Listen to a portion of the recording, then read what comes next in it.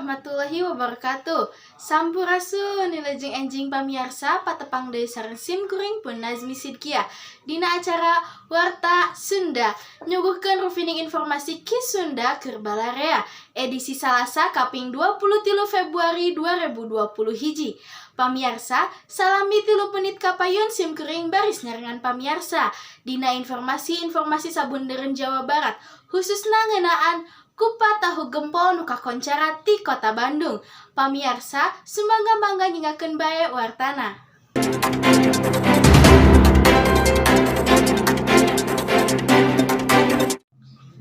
Pamirsa, Bandung teh euyeup pisan ku kulinerna. Sajaba teu euyeup teh deui pada migandrung ku Balarea. Hiji di antarana nyaeta kupat tahu gempol. Kupat tahu nu geus aya ti taun 65an keneh. Sumangga nyengakeun bae wartana. Pamirsa, kupat tahu gempol teh kaasup salah sahiji kuliner nu kajojo di Kota Bandung. Buktina, nu ngadon ngarasakeun nikmatna ieu kaolahan teh teu weleh merul wae. Tepika kalan-kalan mah konsumenna kudu ngantai heula, nungguan tempat diuk jadi kosong. Nu migandrung eta kupat tahu nu pernah di Jalan Gempol teh lain wae urang Bandung, tapi oge warga ti luar daerah kaasup ti Jakarta, Bogor, jeung daerah sejenna. Pajabat jeung artis oge rea nu mikaresep kana ieu kuliner. Nurutkeun katerangan, kupat tahu gempol teh ditaratas ku Hajah Mariah. Ditaratasna lain anyar-anyar, tapi di tahun 1865.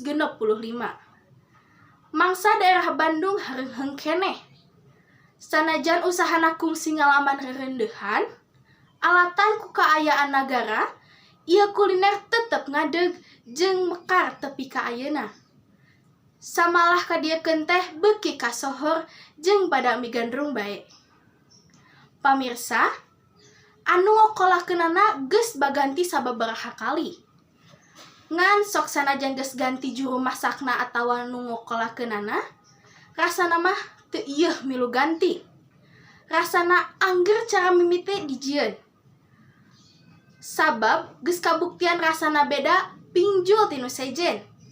Kupat tahu gempol, kupatna empuk, pedo tahu jeung bumbuna. Kurupukna biasana lain kerupuk biasa, tapi kerupuk kemplang nu ipis tu rangu. Nya alatan eta, kupat tahu gempol kakoncara ti bihari tepi ka kiwari. Pamirsa, informasi nu nembe mangrupi informasi pamungkas tina pidangan wartadangan ieu. Sim kuring pun Nazmi Sidkia Kurniadi amit mundur. Wassalamualaikum warahmatullahi wabarakatuh.